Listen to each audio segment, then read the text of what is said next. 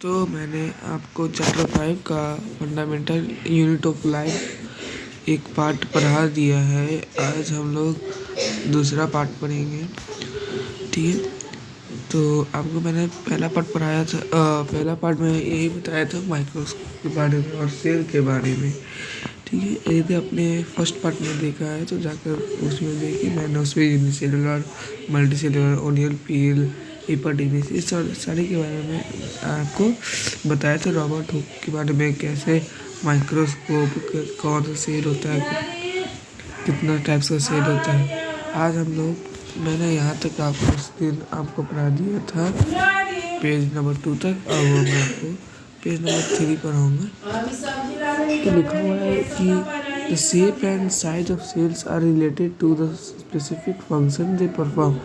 Shape और size होता है वो फंक्शन पर डिपेंड करते हैं, वो होते हैं, ठीक है।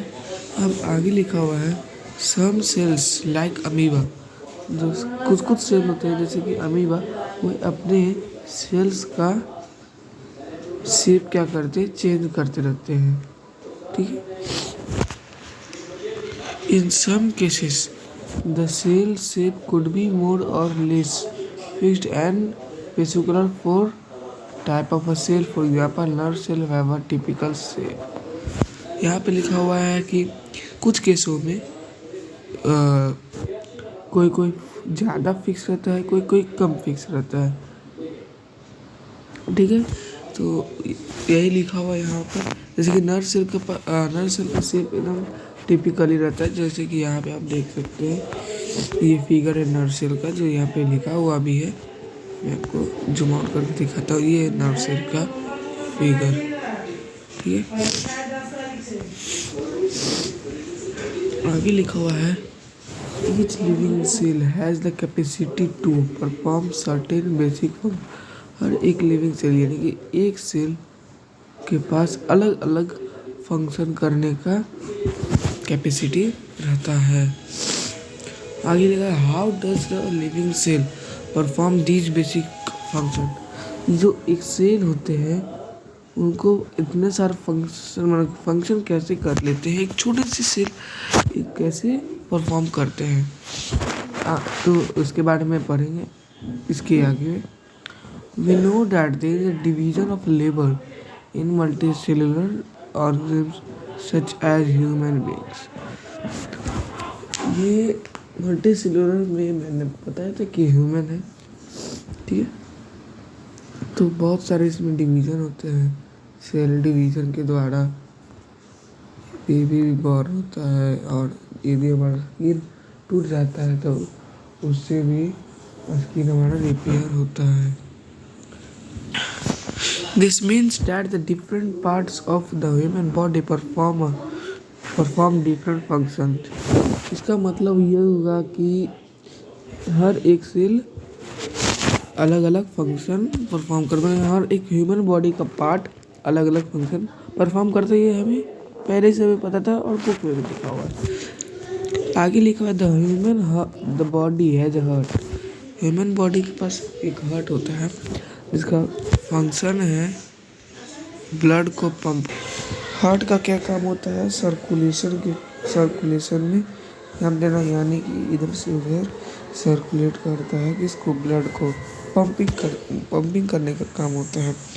आगे लिखा हुआ है stomach to digest food and so on. Stomach का भी, जो हमारा पेट होता है, उसका क्या काम है, टू डाइजेस्ट फूड। और सारे हाथ, स्किन का हो गया काम कि हमारा फील होता है, टंग का होता है टेस्ट करने के लिए, ईयर का काम होता है सुनने के लिए। इसी तरह बहुत सारे होते हैं। Similarly division of labour is also seen within a single cell. उसी तरह ये सारे चीज़ एक ही सेल से बने तो सिंगल सेल भी बहुत मेहनत करते हैं। In fact each such cell has got certain specific components within it known as cell organelles। और जो सेल का एक एक भाग होता है, सेल का जो पार्ट होता है, उसे हम लोग क्या कहते हैं, सेल ऑर्गेनेल, ठीक है। मैं सारे इसका नोट्स बता दूंगा, जब ये पूरा चैप्टर ख़त्म हो जाएगा, इसका जब एक्सरसाइज ख़त्म हो जाएगा तो मैं आपको एक नोट्स बनाकर भेज दूँगा, एक अपने वीडियो पे लगा दूँगा, ठीक है। आगे लिखा हुआ है each kind of a cell organelle perform a special function such as making new material in the cell, clearing up the waste material from the cell and so on. हर एक सेल अलग अलग अलग के होते हैं, उनका अलग अलग फंक्शन भी होता है। जैसे कि कोई सेल है जो न्यू मटेरियल बनाता है, किसी का काम है कि जो भी वेस्ट मटेरियल सेल के अंदर उसको साफ करना है, और इसी तरह का, ठीक है। A cell is able to live and perform all its function because of these organs. ये सेल अपना अलग अलग फंक्शन इसलिए कर पाता है, फंक्शन मतलब काम, अलग अलग काम इसलिए कर पाता है और जिंदा इसलिए रहता है क्योंकि जो उसके अंदर में ऑर्गन्स होते हैं, यानी अंदर में जो पार्ट होते हैं उसी की वजह से, उनके सेल ऑर्गन्स की वजह से लाइव रह पाते हैं और अब परफॉर्म कर पाते हैं फंक्शन।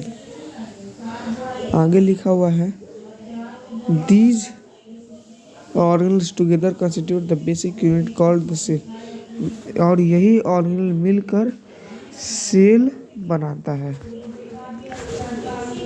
अब it is interesting that all cells are found to have the same organs no matter what their function और what organ they are found in. यहाँ पे 2 क्वेश्चन दिया हुआ है, ये सारा मैं उसी वीडियो में बताऊँगा जब ये चैप्टर ख़त्म हो जाएगा, ठीक है। अब आगे लिखा हुआ है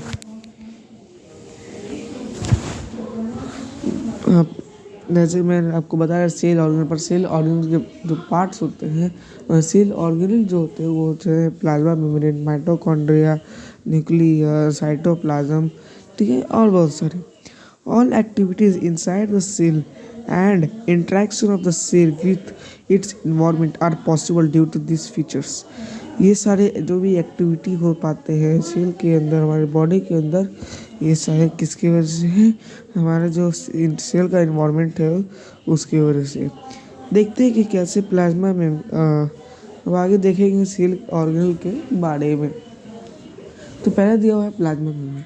प्लाज्मा मेम्ब्रेन को हम लोग आपको पहले ही बता देता है क्योंकि प्लाज्मा मेम्ब्रेन को हम लोग सेल मेम्ब्रेन भी कहते हैं।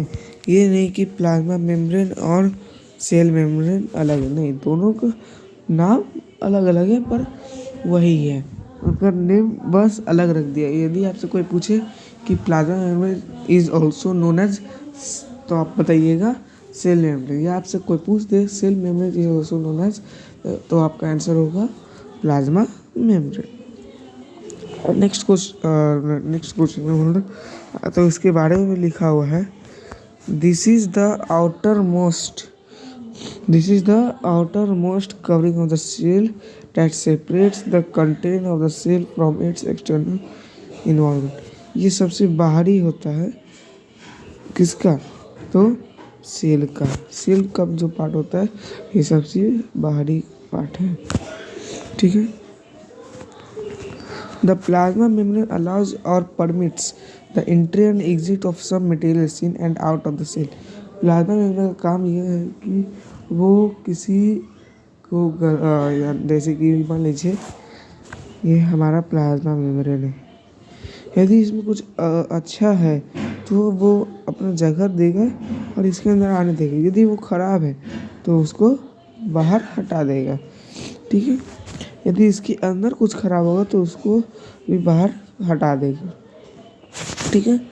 अब आगे लिखा हुआ है इसका नाम है सेमी परमिएबल,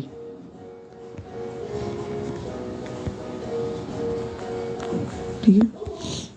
ये जो अंदर से बाहर करता है और इधर से उधर, जो भी अच्छा को ख़राब अच्छा अपने पास रखता है और ख़राब को फेंक देता है, वहाँ की सेल में नहीं रहने देता है, तो उससे क्या कहते हैं हम लोग,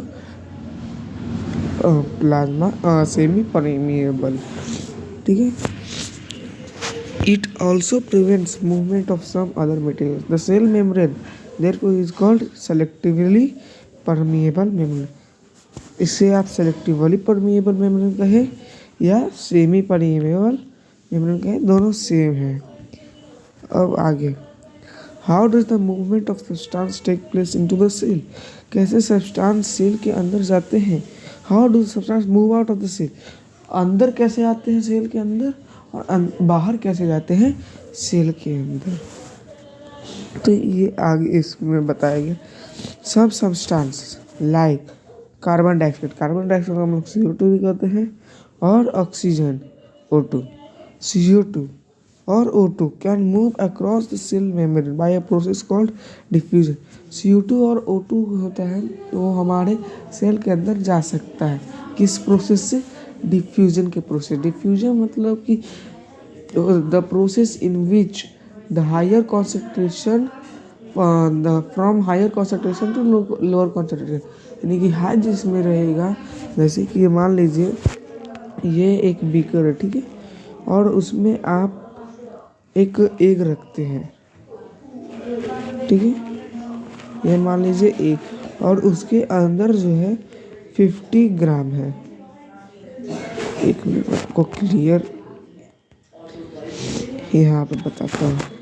ये एक बीकर है, ठीक है, और ये यहाँ पे एक अंडा आपने रखा है, और इसके इर्द गिर्द पूरा पानी है, और इसके अंदर शुगर मिला हुआ है, यानी कि शुगर सॉल्यूशन है, और एक अंडा आपने रख दिया, और इस अंडे के अंदर है 50 ग्राम, ठीक है, और ये जो पानी आपने मिलाया है उसके अंदर है 100 ग्राम। तो डिफ्यूजन का काम क्या होगा कि from higher concentration to lower concentration, high किसका है? इसका, तो यहाँ से इसमें जाएगा, तो इसे कहते हैं डिफ्यूजन। और इसी तरह हाइपोटोनिक होता है, हाइपोटोनिक होता है और आइसोटोनिक। हाइपरटोनिक में होता है कि जिसमें ज़्यादा रहेगा कम वाला में जाएगा, और इसमें जैसे ये रहा, सब में तो वही होता है, ज़्यादा से कम में जाता है। 1 2 3 सारा में पहले बता देते हैं, शुगर सॉल्यूशन होगा या कोई भी आप सॉल्यूशन बनाइएगा, और एक अंडा, ठीक है। मान लीजिए इसमें 50 ग्राम है, सारे में 50 ग्राम, 1 मिनट,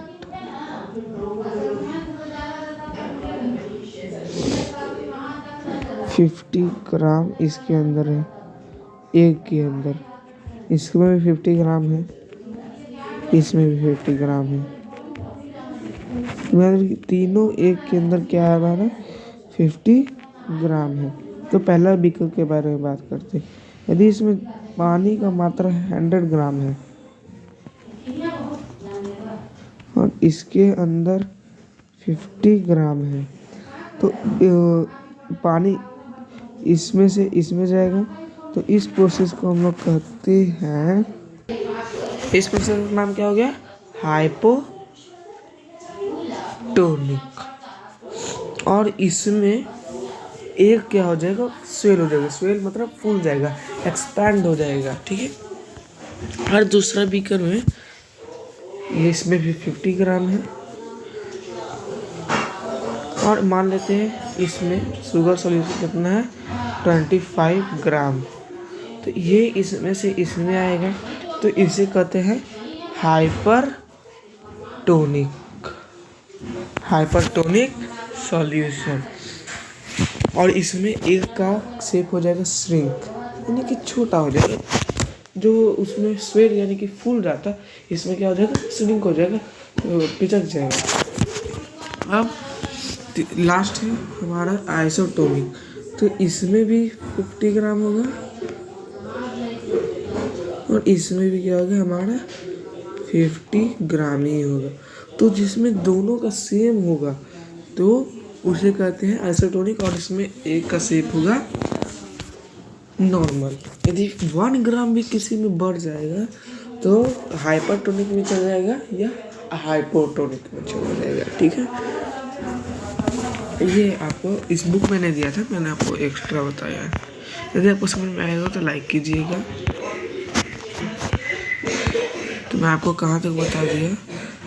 हाँ, ये रहा, ये diffusion by the process of diffusion.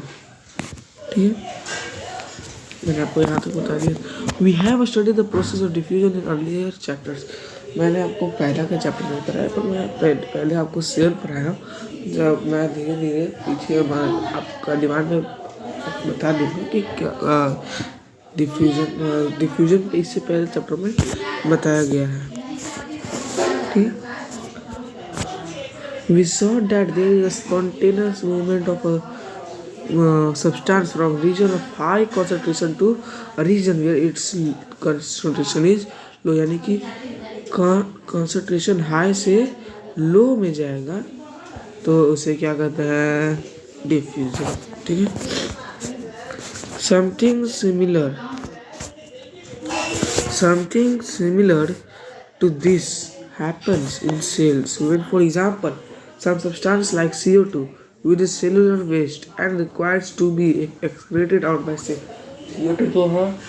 CO2 हमारा एक वेस्ट होता है, इसीलिए सेल से बाहर चला जाएगा। माने सेल है, इसके अंदर यदि CO2 आने की कोशिश करेगा तो ये बाहर चला जाएगा। ठीक है, accumulates in।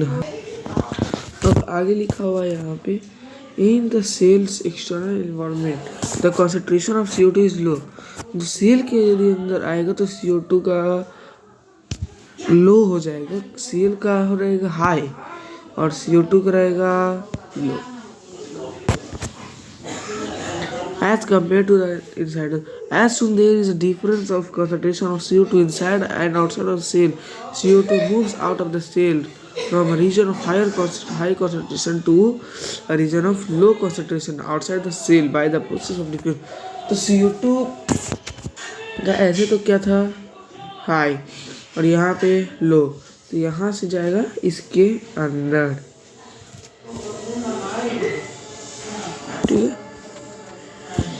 ठीक है, डिफ्यूजन के माध्यम से। सिमिलरली, एक मिनट, फिर मैं आपको फिर से यहाँ से बताता हूँ जिससे आप फिर से समझ जाइए। Something similar to this happen in cells when, for example, some substance like CO2 ठीक है, accumulates in high concentration inside the cell।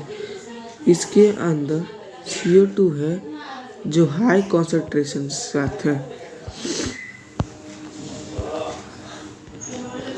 ठीक, समझ गए, यहाँ तक समझ गए। In the cells external environment the concentration of CO2 is low as compare.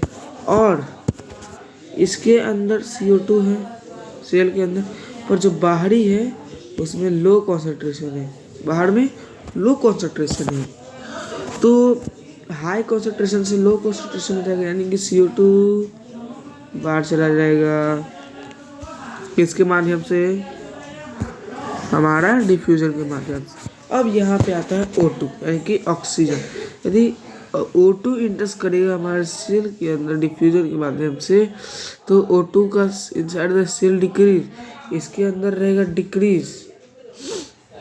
Thus diffusion plays an important role in gaseous exchange between the cells। और फिर ये हमारे अंदर आ जाएगा। वाटर ऑल्सो ओबेज, इसी तरह यहाँ पे ऑस्मोसिस एक वर्ड दिया, यहाँ पे डिफ्यूजन मैंने आपको बता दिया। Water also obeys the law of diffusion, water भी डिफ्यूजन ही का लॉ मानता है। ठीक है, the movement of water molecules through such a selectively permeable membrane is called osmosis। जो मूवमेंट ऑफ सब्सटेंस होता है सेलेक्टिवली परमिएबल यानी कि प्लाज्मा मेम्ब्रेन से, तो उससे क्या कहते हैं, ऑस्मोसिस। अब मैं आपको यही तक आज पढ़ाऊँगा, एक पेज। ठीक है, अब अगले पार्ट में मैं आपको 4th पेज पढ़ाऊँगा। ठीक है।